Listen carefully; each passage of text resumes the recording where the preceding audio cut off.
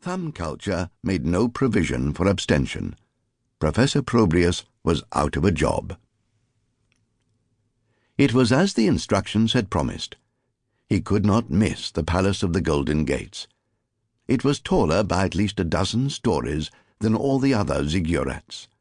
It bore the name Origen in large letters above the entrance, and then again at sky level, and it had golden gates. Buses were already congregating in the concourse outside the palace, spilling lucre tourists who marked it in their I Spy book of monoliths before being driven off to the next one.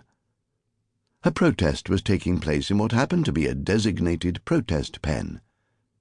From the spirit in which the demonstration was being policed, Professor Probrius deduced it was a regular occurrence and posed no immediate threat to the building's security.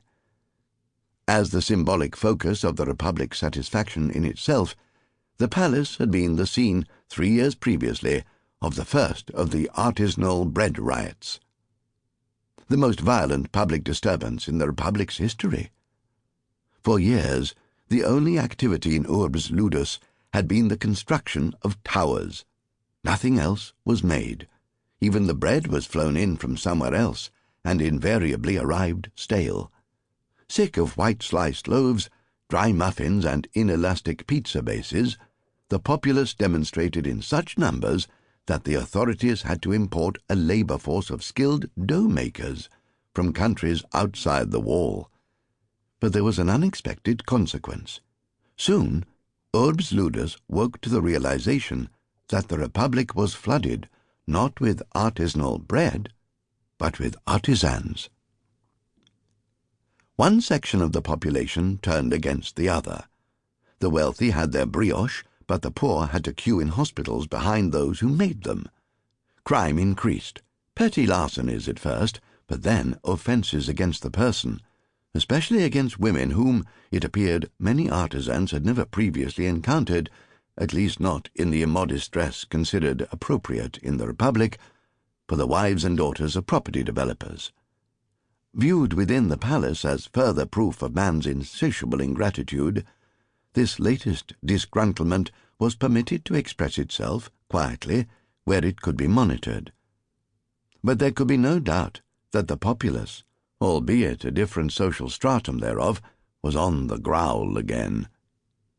Professor Probrius had come to the palace to be interviewed for the position of tutor to the Grand Duke of Origen's second son, but now, due to unforeseen circumstances, the heir presumptive, Fracassus. He introduced himself at reception, where they looked so affronted to see him not wearing a coat that he thought it wiser to put it on before taking it off. Security was strict but smiling. He was required to show 3 forms of identification and leave his smartphone in the pigeonhole marked Information Transmission Devices. 2 security officers patted him down, one for one leg, one for the other. A third, wearing a face mask, asked him to say "ah" into a balloon. There was no knowing what means the latest enemies of the game economy, whether artisanophiles or artisanophobes, would deploy next, and germ warfare, passed from mouth to mouth, could not be ruled out. Professor Probrius exhaled. "Ah!" The balloon filled, but didn't change color. No one seemed to have expected it would. Then he was invited to take a seat. Above the reception desk was a painting in the style of Titian, showing the Grand Duke playing golf with the Pope. Professor Probrius shook his head as though it were a kaleidoscope and he wanted to change the shapes in it. There was so much light reflected from the crystal chandeliers that it was possible he was not seeing what was really there. But no, there, leaning on his silver putter, was the Grand Duke of Origen, and opposite him, and laughing, with the Cardinal standing in as his caddy, was the Pope. The only remaining question was whether the painting commemorated a real event or a fantasy one.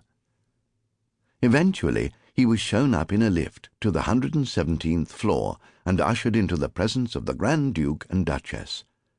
Though they'd been sitting at a table playing the board game Cash Flow, which the Grand Duchess, wanting a quiet life,